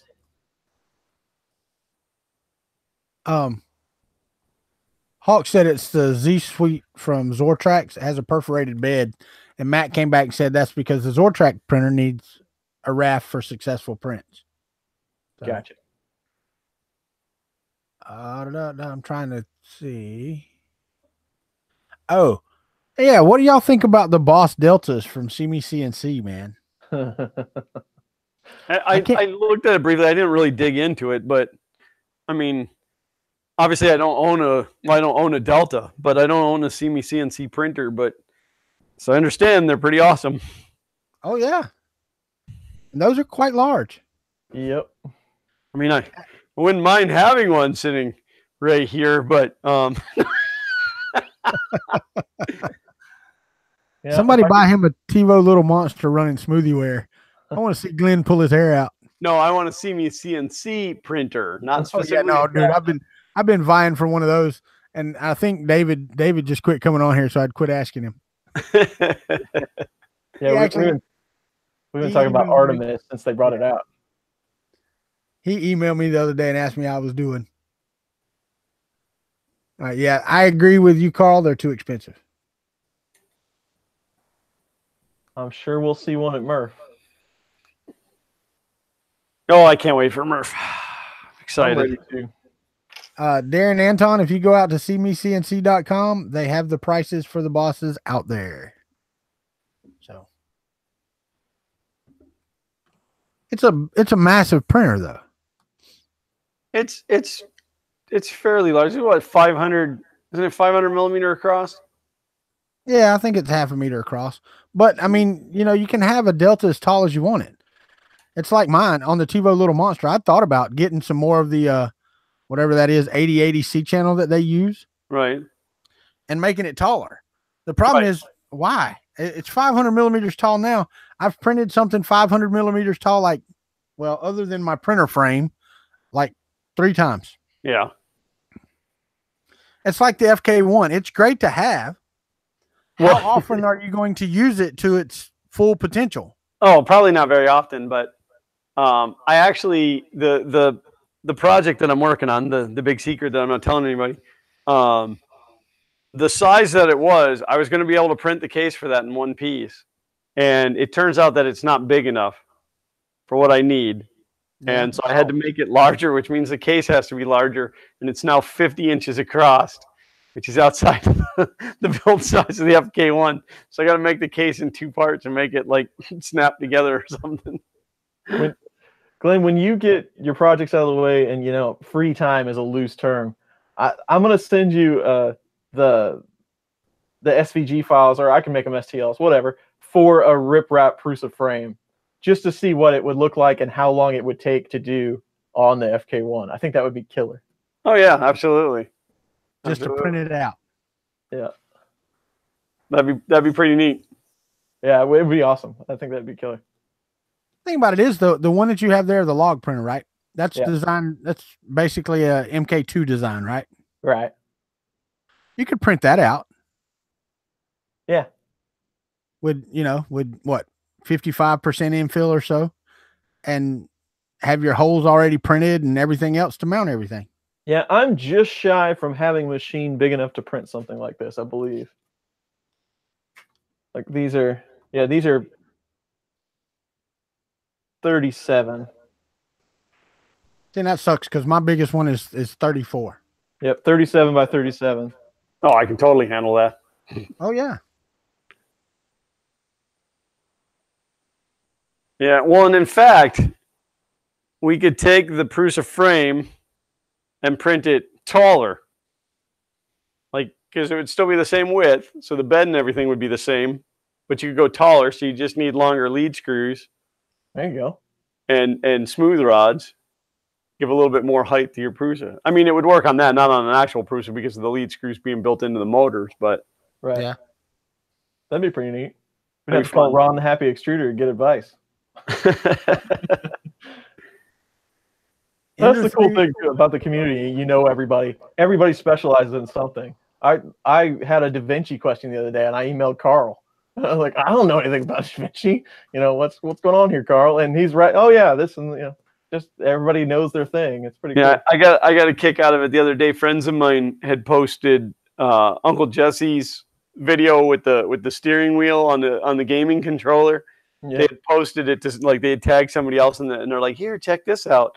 And so of course I had to reply. I'm like, yeah, I know that guy. It's not like I know of that guy. I know that guy, Right. So, and then a friend of mine had made the comment, oh, I heard that you're world renowned or that you're world famous. And I'm like, no. And I went, yeah, wait a minute, I really am.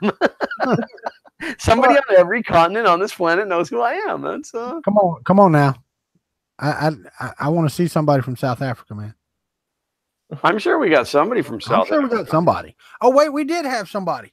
I remember that. Probably not like Antarctica, but yeah. Well, no, you probably not. But what? Yeah, I want to say that guy's name is Vince. He's from South Africa. I don't remember, but I know we chatted with him for a few episodes. Yeah.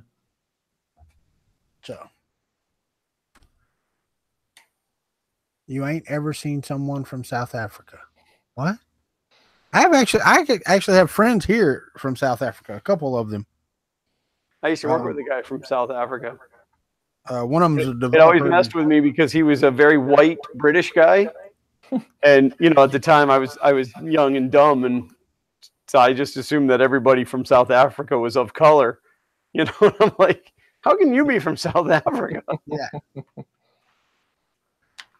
Yeah.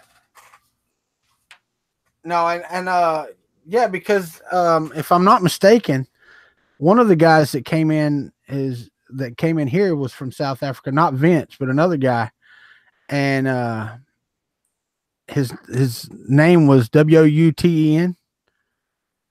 And my friend's first name is Wuter. So I would assume that it's pronounced the same because my friend's name is Voter, not Wouter, like you would think. I used to call him Wouter just to make him mad. He's like, that's not my damn name. Yes, I know, Wouter. Stop talking about it. What's up, Mitch? Mitch Cerrone's in the house. Hello, Mitch. Oh, man. We got 13 more minutes. So, Mitch, are we going to see Backpack Printer again this year? No, Mitch is actually going to backpack the FK1 while I backpack Mitch. Ah, We told Sholm that he needed a backpack an Artemis. I don't think Shom's going to make it to Murph. I think he's going to stick to the Earth side of things. I think. Yeah, he said he's going to Earth and not Murph. Yeah. Hey, it is a good drive, man. It's a long dang drive up there. Well, really both of them are technically, but you know. Well, yeah. And again, I have intentions on being to both of them, but unfortunately, if one wins out over the other, it's going to be Murph over Earth just because of the time of year that Earth is. Yeah. I have to negotiate more vacation time from work. Well, I got plenty of vacation time to take those 2 vacations, but if I want a vacation with my family, then, you know, and they don't want to go to Murph or Earth. Well, that's why I turn those into vacation with the family. When and where's Murph? It is in March in Goshen, Indiana. Beautiful Goshen. Beautiful Goshen. Yeah. You ever get a chance to go to Goshen? Don't. Yeah. Now, listen, there's a lot of culture in Goshen. Yeah, but there's nothing to see there. Well, there's 2. You could take visits to Amish farms and. Well, I mean, you can tour the different RV factories. I was fixing to say you could go to the Coachman factory and take a tour. Yeah, well, I toured the factory where my RV was made, which was kind of cool because like we towed it around the country and so like it got to go home, which was kind of neat. Yeah. But yeah, there's just nothing. If it wasn't for the fact that the only time we're there is while Murph is running, it would be so boring. Aaron is correct. There is a Walmart. You can see a Walmart. There is. Well, there's a Culver's too. It's just some good hamburgers. I do like me some Culver's. Tony Ryan, there is one there. There's not one there that has Defender on it. Wait, yeah, there is. It's got Defender and Joust. Oh, and something else. You're right. Yeah, I didn't really care for Defender though. So, am I going to do any upgrades to the Tronic SWAG? I'm guessing you're talking about the X5S, and no, I am not. It's going to rot. Actually, I need to turn it into something else. Yeah, I was going to say you should part it out into something else. Yeah. But not a 3D printer, like something completely unrelated. a wood rack. Gusner, no, it is on my list of things to do once I get moved into the fifth wheel. Yeah, Chris, you could turn that into a CNC machine. Yeah, definitely. Yeah, I haven't sat down and started planning it yet, but I have ideas in my head for a camera tripod built out of extrusion, running through like an Arduino or whatever, so that I can have like my hot box where I can hit a button and it'll raise the camera to be the right height for me to stand, or a different button to be the right height for Xander to stand, or have the camera be able to zoom in and out on like completely motor, and then flip around because we're going to have a secondary studio behind this one eventually. So, Aaron, I understand, buddy. It's 16 hours for me here to go to Goshen. And since Chris Riley's going to fly down here and I have to drive back through Missouri, that's like 26 or 27 hours. Well, I was going to say 19 hours is not, I mean, what was I on the road? 28 hours to get there? Yeah, something like that to get to Murph, yeah. Yeah, because of the traffic and stuff, but it's worth it. Holy crap, is it worth it? Oh, it is. It absolutely is. Later, Hulk. Good night, Ben. But Chris, what I was thinking with the X5S though, because the frame is not that bad, is it? No, it's typical 2020. Okay, so you could build a hypercube out of it. Yeah, that printer's awful big to be only using 2020. Yeah, yeah, but not the Evo, the standard hypercube. That's kind of what I was thinking. I've still been toying with the idea. There's like 4 or 5 different builds that I'd like to do. I just really have to do one. Yeah. The Snappy's out of the way, so that was the highlight build of last year. So now I gotta start another one. I hear you. Yeah. Chris, I really don't. I didn't really care for my X5S. That's not saying that all of them are bad, but the one I got was not so peachy. Well, it tried to kill you. It did try to kill me. They can't all be bad because I think it's what's his name? God, what's that? Design prototype test? Oh, design, make, teach? No, not design, make, teach. The other guy. Yes, design prototype test, right? The one that his Ender's better than a Prusa. Oh yeah, I know who you're talking about. I don't know it. Yeah, I thought he said the Tronxy X5S was probably one of the best printers ever. I don't doubt that. I could have swore he said that. I could be wrong. I'm wrong often. Ask my wife. Road trips are half the fun. I'm gonna haul my one printer down. Okay. All right. If it was cheap enough, keep it for parts. I mean, you got good steppers and stuff in there. I mean, you can use it for something else. I don't know that. I mean, you might build it as a printer, but you might not be so happy about it. Yeah, you missed the Bryce said he missed the murder attempt on you, Chris. Yeah. Yeah, that's been a you turned it into a gift, didn't you? Wasn't it? Yeah. Yeah, it's a meme now. Yeah. Yeah, no, I was tightening the belt, the motors for the X and Y belt on my kit. They actually made them thicker on some of the other kits. Mine were mounted on 6mm acrylic, and I was trying to get the two belts even, and I was tightening it, and I pulled the motor back on this side on the crossbar, and then acrylic snapped, and the motor flipped way up in the air and did a couple somersaults, and then a piece of acrylic came back and hit me right under the eye. Yeah, that was a good day. Techie Dad said I was correct. He said it was the bee's knees. The bee's knees.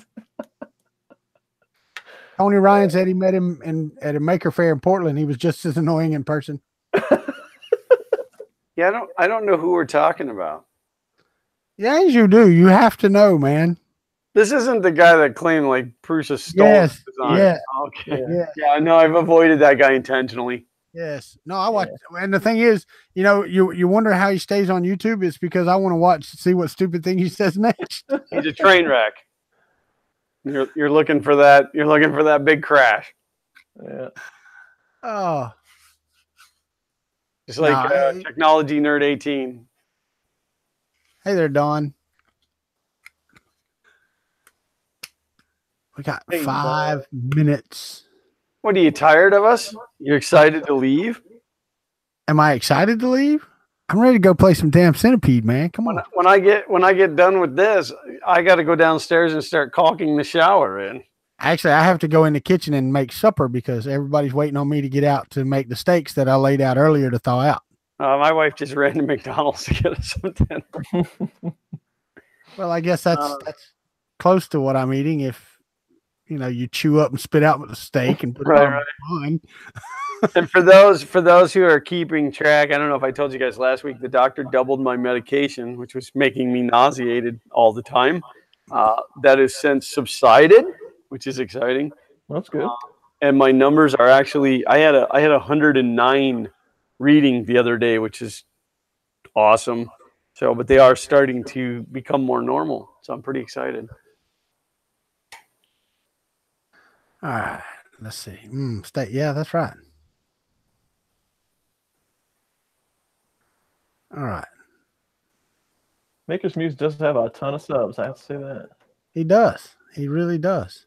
He hadn't been putting out as much content recently either. Doesn't have to. Hiatus, didn't he? You don't put out content, your subscriber count goes up. Well, his subscriber count goes up enough without people coming in our stream announcing that he's going live in 5 minutes. Sunday's pizza, Glenn, not McDonald's. No pizza. I did have pizza yesterday, but no pizza 2 days in a row. There you go. Yeah, why? Oh, because the sub. Oh. The word sub. Yep, metformin. New meds suck. Nope, same meds, just doubled it up. And my body was not happy about that. Hey, Bo, I know you missed my comment, but stop talking about Maker's Muse's live stream. Why? He's not going live until we're done, right? No, but that's twice. Maker's Muse is live in 5 minutes, and then he just throwed out 3 minutes.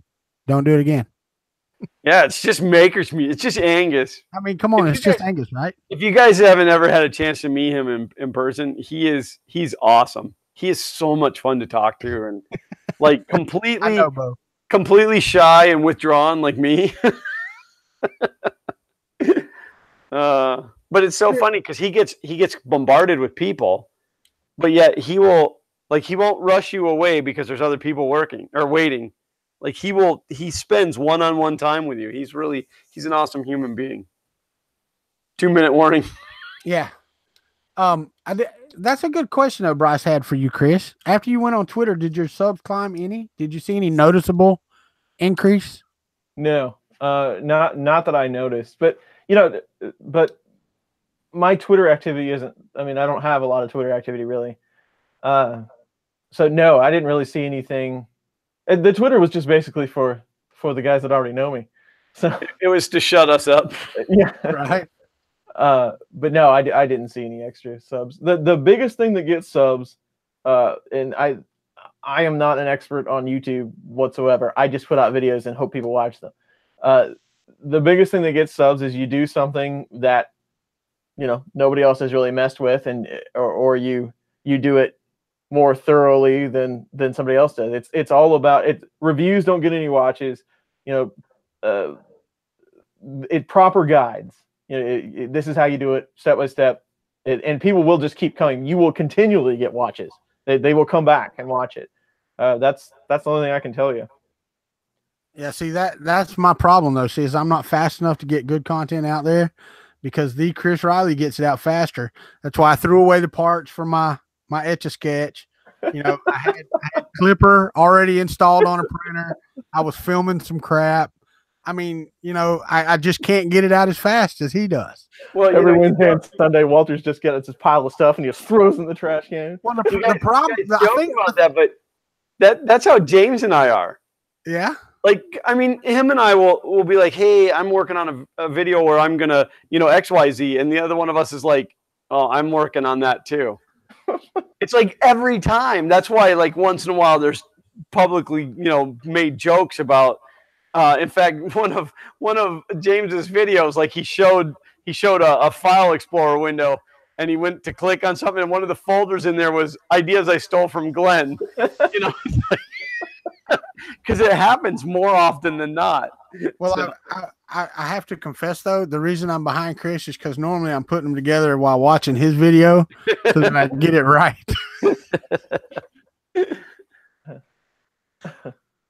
All right, guys, that's 2 hours, man, and I got to go cook.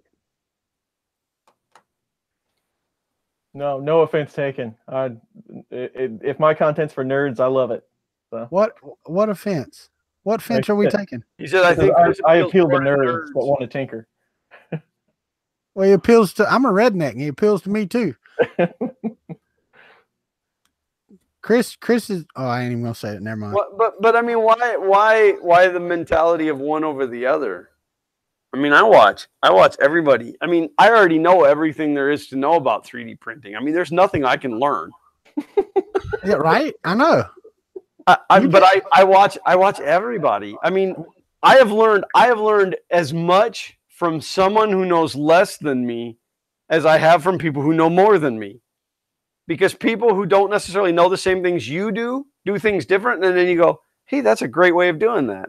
Yep. So I mean, it's not a one over the other. But see, I don't understand, because my main reason for watching Chris is so that I can tell him he did something wrong when he screws up. Right. Well, and everybody watches Angus because of his hair, because he has awesome hair. Well, you gotta. He's Australian and he's a good-looking guy. I mean, come on, how are you gonna beat that? Right. He's young. He's hip. Okay. I just need to have my wife on here more often. There you go. Let her run the show for a while. Yeah, I'm gonna get me a couple of bikini girls to dance in the background. All right. Glenn, you get to start off on the outros because Martin said that his wife has a thing for Angus. Who doesn't? I mean, I'm a very hetero man, and I got a thing for Angus. All right, everybody. I'm Glenn, and this is Fun King 3D, and we are a a father and sometimes son channel that does 3D printing and electronic projects. And even though I think it's going to hurt my subscription count, I am going to start making content again.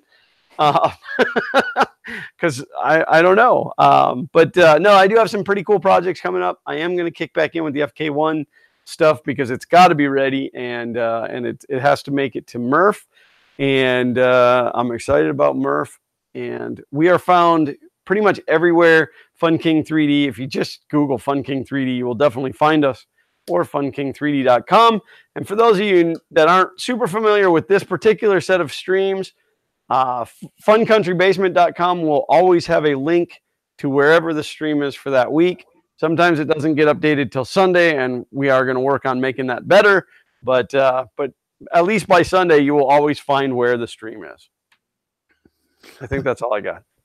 All right, Chris. Excellent. I am Chris Riley of Chris's Basement. I am on Twitter now, Chris Riley 3D. If you'd like to follow me, I don't post a lot of stuff, but you might get some photos of a drastic failure that I had or something like that. So that's always fun. I am on YouTube a couple of times a week. Put out a video to try to help you with your 3D printer. YouTube/Chris Riley, all one word. And Fun and Country Basement is always a good time every Sunday, hanging out with you two. Always appreciated everybody come to the chat. And hopefully you enjoy all the content. All right, and I'm Walter, Kuntry 3D. You can find me everywhere on the internet at Kuntry 3D. Hey, David Olson. Sorry, I talked about you earlier. Said hey. But you can find me anywhere on the internet. I love doing Fun in the Country Basement. It's fantastic. For those of you that weren't here at the beginning and are here at the end, I am going to lay off of live streaming for a little bit until my fifth wheel gets in, but I'm going to try to release videos of me working on the fifth wheel. Shut up, Robbie Mack. I don't want to hear you. But anyway, this has been Fun in the Country Basement, and we are out of here right now. Good night, all. Print on.